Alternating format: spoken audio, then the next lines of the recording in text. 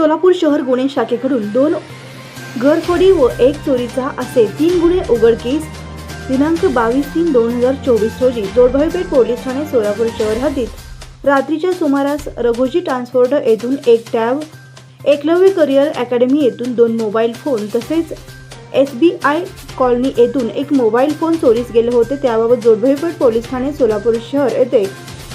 गुन्हा register number 162/2024 भारतीय दंड विधान कलम 380 अन्वये गुन्हा दाखल आहे।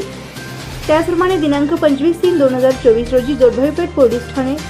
सोलापूर शहर हद्दीत मार्केट यार्ड सोलापूर समोरील दुकान गाळ्याचे शटर उघडून 2 मोबाईल चोरी झाल्याबाबत जोडभाईपेठ पोलीस ठाणे येथे गुन्हा रजिस्टर नंबर 163/2024 भारतीय दंड विधान कलम 380, 454, 457 अन्वये गुन्हा दाखल आहे व तसेच दिनांक 28/3/2024 रोजी जेलरोड पोलीस ठाणे सोलापूर शहर हद्दीत मार्केट यार्ड समोरील भुसार गाळ्याचे शटर उघडून दुकानातील रोख रक्कम व चेकवेशन कंपनीचे DVR चोरी झाल्याने जेलरोड पोलीस ठाणे सोलापूर शहर येथे गुन्हा रजिस्टर नंबर 131/2024 भारतीय दंड विधान कलम 454, 457, 380 अन्वये गुन्हा दाखल आहे।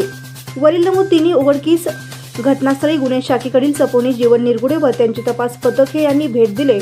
सदर ठिकाणी मिळून आलेल्या तांत्रिक माहिती असे मिळाले की गोपनीय बातमीच्या आधारे सपोनी जीवन निरगुडे व त्यांचे तपास पथकाने 2 विधी संघर्षात बालकांना ताब्यात घेऊन त्यांच्याकडे विचारपूस केली असता त्यांनी वरीलप्रमाणे दाखल 3 गुन्हे केले असल्याची माहिती दिली।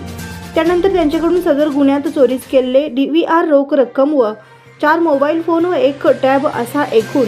56,260 रुपये किमतीचा मुद्देमाल हस्तगत करण्यात आला आहे। सदरची कामगिरी माननीय श्री M. राजकुमार पोलीस आयुक्त सोलापूर शहर, डॉक्टर दीपाली काळे पोलीस उपायुक्त गुन्हे शाखे, श्रीमती प्रांजली सोनवणे सहाय्यक पोलीस आयुक्त गुन्हे शाखा, सुनील दोरडे वरिष्ठ पोलीस निरीक्षक गुन्हे शाखा यांच्या मार्गदर्शनाखाली सफोनी जीवन निरगुडे, पोलीस अंमलदार दिलीप किद्रक, वाजिद पटेल, योगेश बर्ड, संजय साळुंके, सिद्धाराम देशमुख,